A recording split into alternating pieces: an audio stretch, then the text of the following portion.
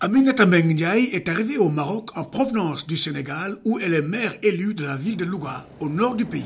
Sa ville est l'une des 5 villes africaines qui ont bénéficié d'une assistance budgétaire des Nations Unies pour aider les femmes à s'impliquer davantage dans les affaires locales. Elle a utilisé l'argent pour corriger l'inégalité de genre dans l'élaboration du budget et a obtenu de très bons résultats. Quand on a parlé aux femmes et qu'elles ont exprimé les besoins, on s'est rendu compte que ce n'était pas souvent d'ailleurs des besoins pour elles-mêmes, mais des besoins qui étaient essentiels pour leur communauté, pour leur quartier.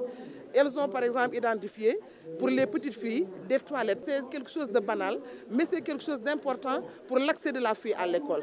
Parce que quand elle n'a pas une intimité par exemple au niveau des toilettes, elle ne peut pas rester à l'école. Elle est obligée de retourner à la maison, d'avoir des retards.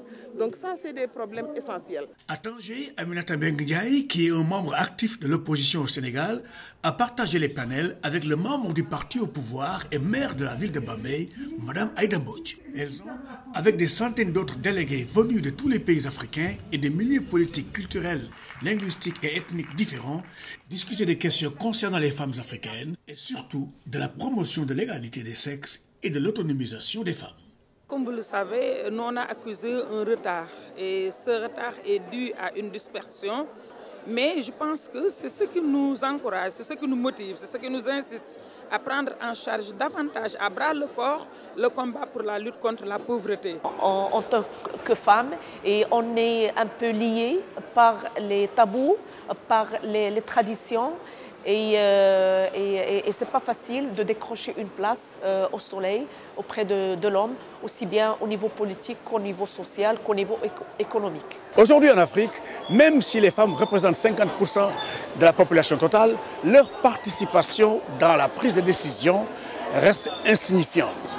Et c'est la raison pour laquelle l'objectif du millénaire numéro 3, qui insiste sur l'émancipation de la femme, ouvre aussitôt pour elles une porte dans laquelle elles vont s'engager résolument pour se battre pour l'égalité. Nous devons porter les questions autrement que les hommes. Nous devons nous concentrer sur les questions sociales, apporter des réponses de proximité et adéquates. Notre valeur ajoutée en tant que femme politique, c'est de gérer au niveau local différemment que les hommes, en prenant en compte de plus en plus les couches vulnérables, desquelles nous sommes les plus proches.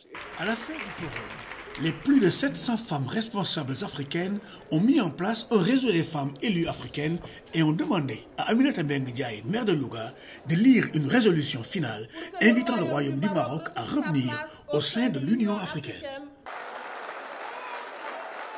En effet, pendant que le Forum des femmes poursuivait ses travaux à Tanger, le roi Mohamed VI du Maroc a prononcé un discours à la nation, discours dans lequel il a indiqué son intention de renforcer la participation des femmes dans la gestion des affaires régionales et plus généralement dans l'exercice de leurs droits politiques.